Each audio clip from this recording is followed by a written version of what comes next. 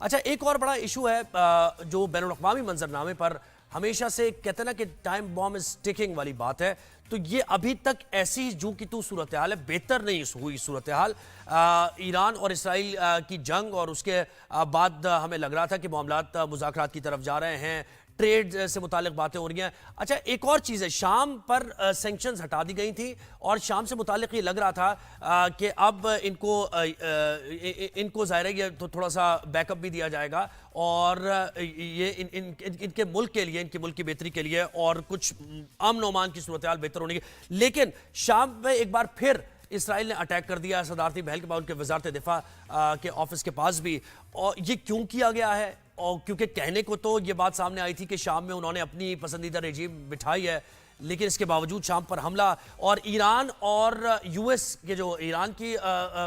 کے پریزیڈنٹ کے بیانات اور پھر یو ایس کے پریزیڈنٹ کے بیانات بھی جو ہیں وہ لگ رہا ہے کہ خطہ ایک بار پھر اسی جنگ کی طرف جا رہا ہے جس سے ہم یہ سوچ رہے تھے کہ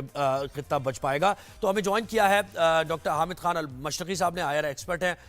ہمارے شو پر ہوتے ہی ہیں انٹرنیشنل، جب بھی کوئی پیش رفت ہوتی ہے، ڈیولپمنٹ ہوتی ہے تو ہمیں اپنا تجزیہ دیتے ہیں۔ بہت شکریہ حامد صاحب، آپ نے وقت دیا۔ سر مجھے یہ بتائیے کہ اب ایک بار پھر دند و تیز بیانات کا سلسلہ شروع ہو گیا ہے اور یہ جو نیوکلیئر ڈیل ہے، یہ جو یورینیم انریچمنٹ سے متعلق بات ہو رہی ہے، پھر یورپ بھی اس میں وہ ممالک بھی کہہ رہے ہیں کہ اب ڈیڈ لائن ہم نے دے دی ہے ایران کو، ایران کہہ رہا ہے کہ اگر ایسا کیا گیا، ہمیں روکا گیا یورینیم انریچمنٹ سے تو نیوکلیئر ڈیل بھی ختم ہو جائے گی اور ساری چیزیں۔ تو آپ کس طرف یہ جاتا دیکھ رہے ہیں؟ اور شام پر بھی جو اٹیک ہوا ہے یہ کیا انڈیکیٹ کرتا ہے؟ دیکھیے زہیب، میں یہ سمجھتا ہوں کہ جس انداز میں امریکہ نے بیچ میں پڑھ کے ایران اسرائیل جنگ بند کروائی، وہ بھی ایک بڑی بے نتیجہ سی تھی اور ایک بڑی اچانک سی تھی، اور اس کے اندر بہت سارے معاملات جو ہیں وہ طے ہی نہیں ہوئے تھے، اور ایسے لگ رہا تھا جیسے امریکہ جو ہے وہ اسرائیل کو ایک بریدنگ سپیس دے رہا ہے، اور وہی ہوا۔ اسرائیل دوبارہ سے اب تیاری بھی کر رہا ہے، اور اسرائیل نے جس انداز میں ایران کو دوبارہ سے دھمکی دی ہے اور دوبارہ سے ایک طرح سے اسی بڑی جنگ کی بات کر رہا ہے، یہ بڑی خطرناک صورتحال ہے۔ جبکہ دوسری جانب انتہائی جو پریشان کن صورتحال ہے وہ شام کے حوالے سے یہ ہے کہ اسی منصوبے پر عمل کیا جانے کی کوشش کی جا رہی ہے جو 10 سال پہلے بات کی جاتی تھی، 4 سال پہلے بات کی جاتی تھی، کہ شام کو کم سے کم 3 حصوں میں تقسیم کر دیا جائے، یعنی حلب اور دوسرے جو شام کے علاقے ہیں ان کو سنی ایک ریاست بنا دیا جائے، جو دوسرے علاقے جو شیعہ اکثریتی ہیں ان کے اوپر ایک شیعہ ریاست قائم کر دی جائے، اور دروزی قبیلہ جو اسرائیل کے بارڈرز کے ساتھ اور لبنان کے ساتھ ہے اس کے اوپر ایک علیحدہ سے ملک یا ریاست بنا دی جائے۔ گویا کہ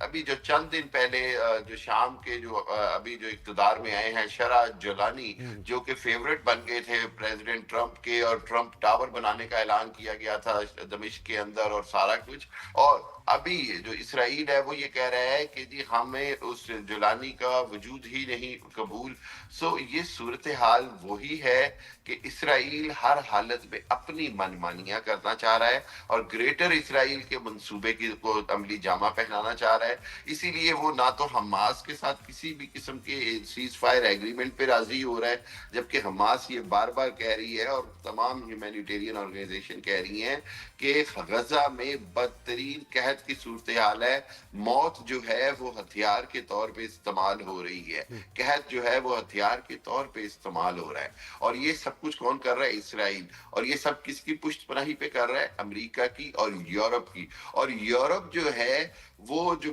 کنفیوز تھا، امریکہ نے اب ان کو دوبارہ سے اپنے ساتھ ملانے کی کوشش کی ہے ایران کے یورینیم انریچمنٹ کے نام پہ۔ دراصل وہ دوبارہ سے ایک بار واضح طور پر ایک وہی میں سمجھتا ہوں صف بندی ہوتی نظر آ رہی ہے کہ اس کا مطلب سر یہ ہے کہ یہ سمجھے اسٹریٹجی چینج کی گئی ہے لیکن عزائم وہی ہیں، ہدف وہی ہے۔ ایگزیکٹلی زہیب، دیکھیے یہی وہ بات ہے کہ اسٹریٹجی چینج کی گئی، نئی صف بندی کی گئی۔ نظر آیا کہ یار مسلمان ممالک نے ایران کے معاملے میں اکٹھے ہو کر پوری دنیا کو سرپرائز کیا۔ خود امریکہ کو یقین نہیں تھا کہ اس انداز میں سعودی عرب اور یو اے ای اور باقی ممالک بھی ایران کا ساتھ دیں گے۔ پاکستان، ترکی اور باقی ممالک نے جس انداز میں ایک کردار ادا کیا، میرا خیال ہے وہ پوری جو ویسٹرن ورلڈ ہے اس کو ایک شوق لگا، ان کو یہ لگا کہ یہ تو ہمیں، انہوں نے تو اپنی طرف سے ہمیشہ سے ایران کو سعودی عرب کا اتنا دشمن بنا دیا تھا کہ شاید ایران کا کوئی بھی ساتھ نہ دے، لیکن چونکہ خطرہ جو ہے نا وہ باری باری سب اور کی سر طرف بڑا بڑھنا ہے۔ یہ خطرہ بھی دیکھیں، یعنی اس کو دیکھا جائے بڑی تشویشناک، یعنی فرقہ واریت کی جنگ کا بھی ایک وہ کر رہے ہیں نا،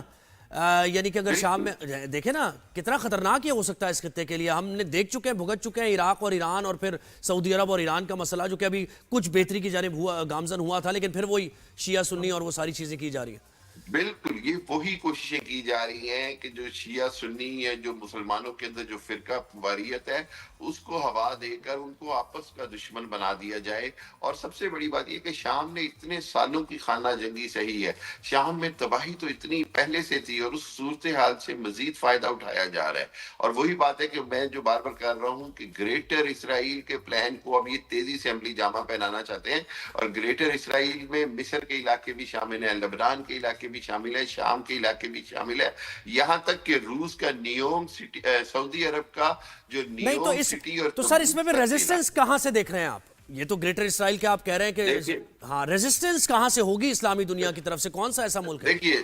میں یہ سمجھتا ہوں ریزسٹنس صرف اتحاد سے ہوگی، مشترکہ لائحہ عمل سے ہوگی، اور وہی مشترکہ لائحہ عمل جو ہے وہ اپنانا بڑا ضروری ہے.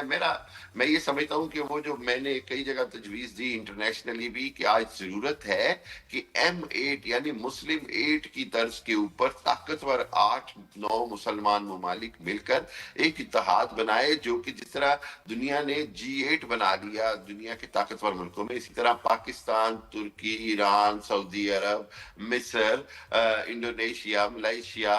UAE، یہ 8-10 ممالک مل کر ایک مسلم 8 طرز کی تنظیم بنائے. کیونکہ OIC کے 54 ممالک ہر وقت اکٹھے نہیں ہو پاتے ہیں، لیکن اس جنگ نے جو ایران اور اسرائیل کی جنگ تھی، اس سے یہ نظر آیا کہ اگر مسلمان اکٹھے ہوں گے تو اسرائیل کو بھی پسپائی پہ مجبور کیا جا سکتا ہے، امریکہ کو بھی مذاکرات پر مجبور کیا جا سکتا ہے، اور دنیا کو یہ سمجھ آئی کہ ایران کے اوپر اس طرح کی چڑھائی کی گئی تو مسلمان ممالک اپنے اڈے نہیں دیں گے. مسلمان ممالک جو ہیں وہ کہیں نہ کہیں اتحاد کا مظاہرہ کریں گے. اگر اتحاد نہیں کریں گے تو یہ میں سمجھتا ہوں باری باری اسرائیل جو ہے وہ سب کو کھا جائے گا. یہی وہ اب کویسچن ہے، میں سمجھتا ہوں باری باری اسرائیل جو ہے وہ سب کو کھا جائے گا. یہی وہ اب کویسچن ہے. یہ اگلے چند ماہ اور پھر اگلے 2-3 سال پوری دنیا کا نقشہ بدلتا ہوا نظر آئے گا اگر مسلمان ممالک نے کوئی اتحاد یعنی کوآپریشن، مشترکہ مشترکہ لائحہ عمل نہیں دکھایا. تو بہت شکریہ ڈاکٹر حامد خان المشرقی صاحب ہمارے ساتھ ہیں.